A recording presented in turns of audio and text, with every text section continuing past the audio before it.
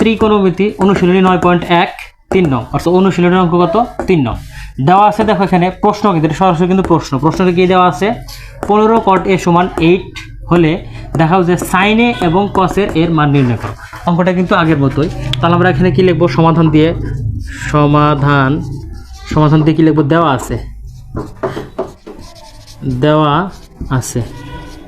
তাহলে দেখো কি দেওয়া আছে, 15 cot a = 8, এটা কিন্তু দেওয়া আছে। 15 cot a কি দেওয়া আছে 8, তারপরে কি বা 15 cot এর সাথে কি অবস্থায় আছে, গুণ অবস্থায় আছে, ওই পাশে গেলে কি হবে, ভাগ হবে। তাহলে cot a = কত 8/15।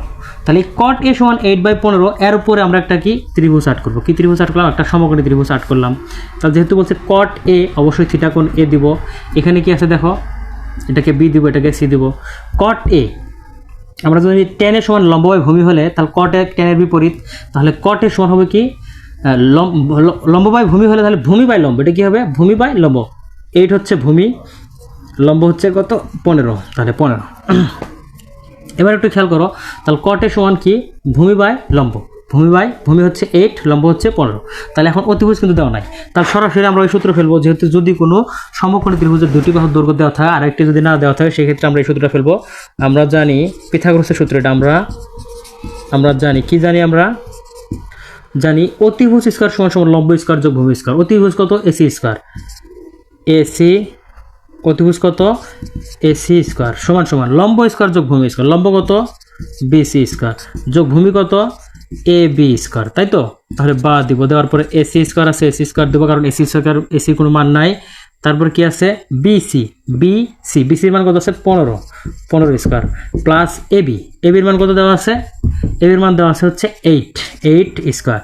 এবার খেয়াল করো, বা AC স্কয়ার = 15 কে স্কয়ার করলে কত হয় 225, প্লাস আছে প্লাস 8 কে স্কয়ার করলে কত হয় 8 64। AC স্কয়ার আছে, AC স্কয়ার = 225 এবং 64 যোগ করলে কত হয়, দেখো দেখি 289। এবং বা দিব দিয়ে AC স্কয়ার দিয়ে স্কয়ার থাকবে না, এখন স্কয়ারটা ওই পাশে কি হয়ে যাবে, রোড হয়ে যাবে, রোড 289। বা AC = এটা কি রোড করলে কত বের হয় 17, কত বের হয় 17। তাহলে AC = কত বের হলো 17। এখন একটু খেয়াল করো, আমাকে বের করতে বলছে কি sin a এবং sec এর মান। অতএব sin a = কি লম্ব বাই অতিভুজ, লম্ব কত 15/17, লম্ব হচ্ছে 15 বাই ভূমি, অতিভুজ হচ্ছে 17। তারপর কি বের করতে বলছে sec a, তাহলে sec a = কি, যদি cos a = ভূমি বাই অতিভুজ হয়, তাহলে sec a = অতিভুজ বাই ভূমি। তাহলে অতিভুজ কত 17 বাই ভূমি কত 8।